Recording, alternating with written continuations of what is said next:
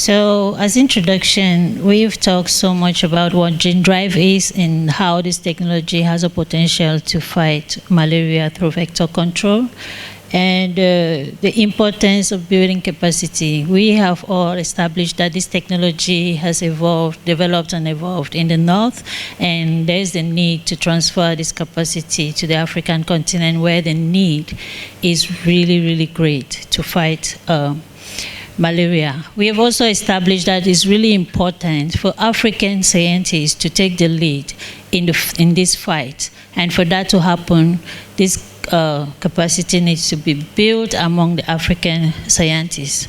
We have also established that it's not just the scientists that need to be involved in this battle. So there's a need for a very comprehensive and complementary team. So the communities that have to be associated to the scientists in the capacity we're talking about is very diverse, and we have seen that there are regulators, there are media persons like communicators, there are policymakers, and there are stakeholder engagement experts, and we even went far to talk about sociologists and anthropologists that can support teams to help communities understand and accept these innovative technologies in their cultural context. So it's very important to understand the current landscape of gene drive research in Africa, and there's been a lot of talks on this. So Target Malaria team has given us a lot of updates on the advances of this project, and it's been established that there is currently no gene drives releases in Africa anywhere. However, there's a lot of ongoing work to bring together the regulatory framework, policies, and a lot of work on stakeholder engagement so that people are well aware. Because one thing we've heard a lot is the ethical consideration. We heard about that, and it comes with informed consent. The key word for me is informed. How informed are we to be able to give consent? So we need to focus on educating the people so that they are well informed before they can give either a consent or a rejection.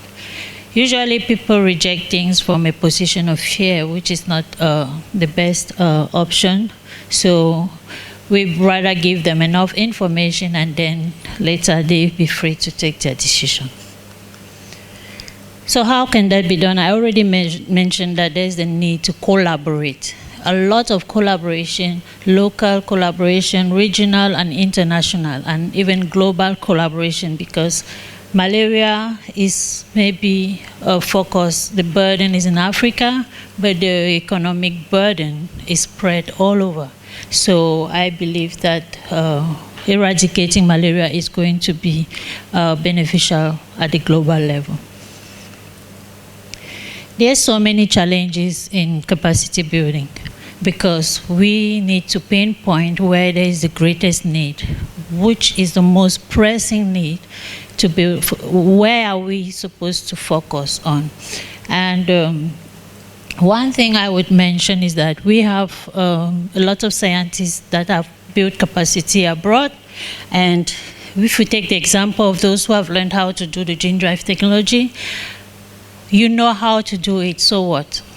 So I give you a 2 years postdoctoral fellowship to go abroad and learn how to do gene drive, and then you come back home to your laboratory that doesn't even have a centrifuge, and then what do? So, and my humble recommendation for that would be that maybe the grant structures need to be modified a little bit so that if you go for a 2 years project, you can come back with a 3 years grant, and that 3 years grant can help you maybe to transfer what you've learned, to establish a small laboratory and transfer what you've learned to 2 or 3 other scientists on the African continent to make the knowledge to flow and to spread.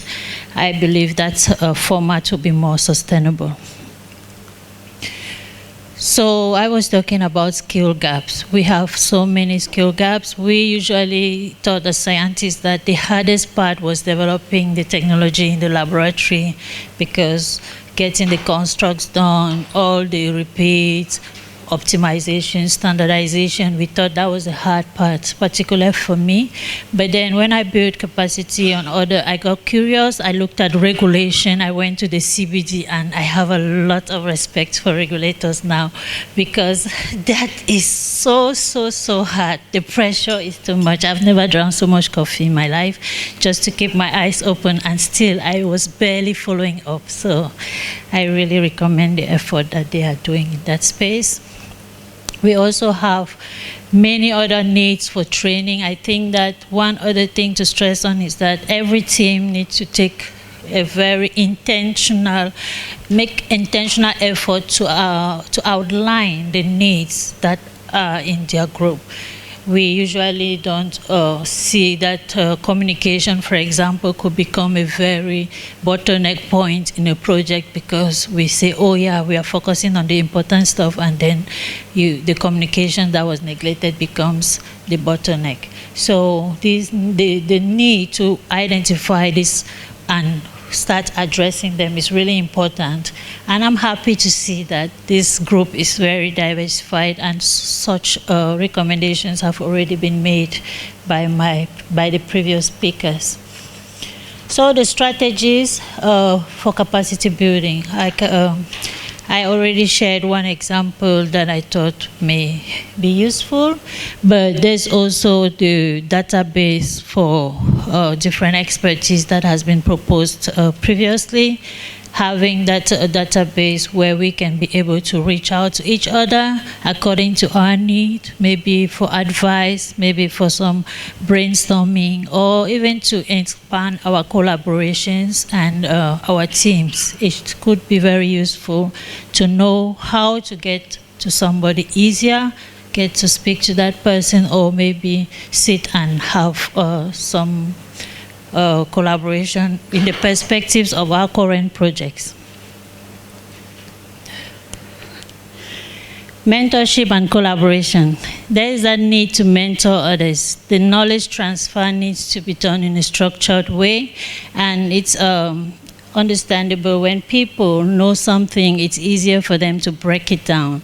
So if you are new in this space and you have someone that can just give you some little tips about, oh yeah, when you see this, this is what it means, it's really useful sometimes. And I can really take the example of how the outreach network for gene drive research accompanied me to understand policy and regulation. That's Isabel and Tamsin. It was really life-saving for me, and I appreciated that.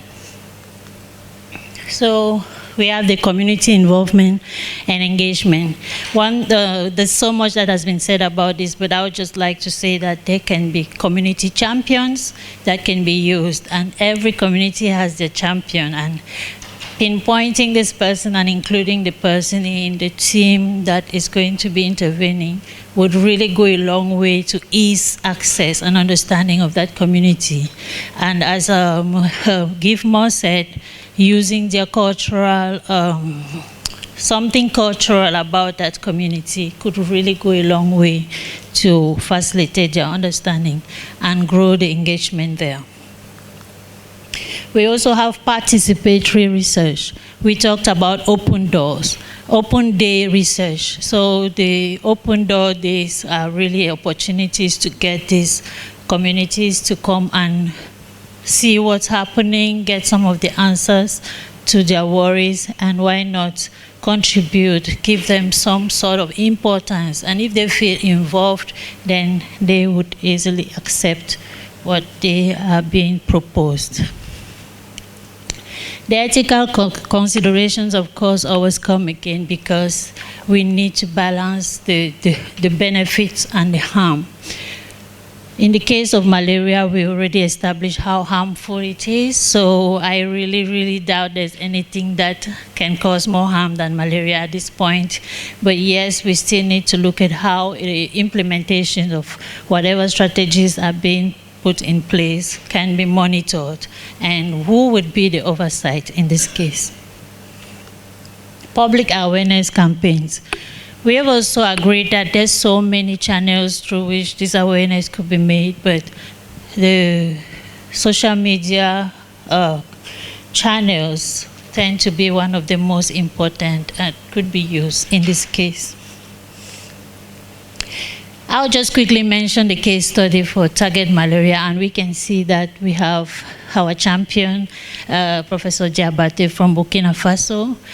For those who are on social media, you can see that he's been in the limelight, in the spotlight for the past few months, for so many accomplishments in the space, and this is what we are talking about when we say capacitating African scientists, and he's transferring the knowledge just as we have hoped, and that's something to applaud.